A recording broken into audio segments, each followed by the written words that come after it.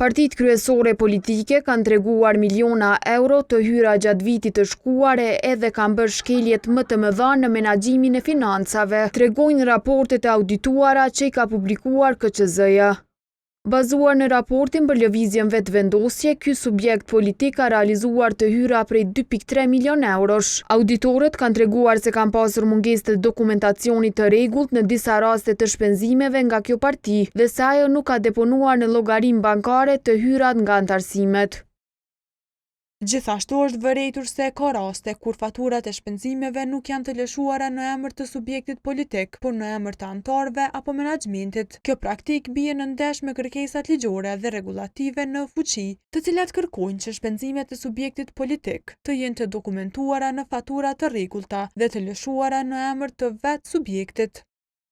Partia Demokratike, cila është forcë e dytë për nga numri i deputetëve, ka realizuar diçka më shumë se 1 milion euro të hyra në vitin e shkuar. Auditorët kanë gjetur se kjo parti nuk ka pasqyruar sakt kontributet e as shpenzimet të qiras.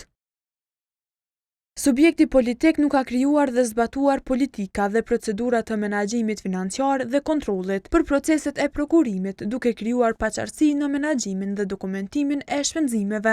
Gjatë auditimit është konstatuar se subjekti politik gjatë vitit 2024 ka operuar në një rrjet prej 28 zyrash në komuna të ndryshme të Republikës së Kosovës, ku për 3 prej tyre shfrytëzon objekte komunale pa pagesë qiraje. Këto përfitime nuk janë deklaruar si donacione në natyrë, siç kërkohet me legjislacionin përkatës.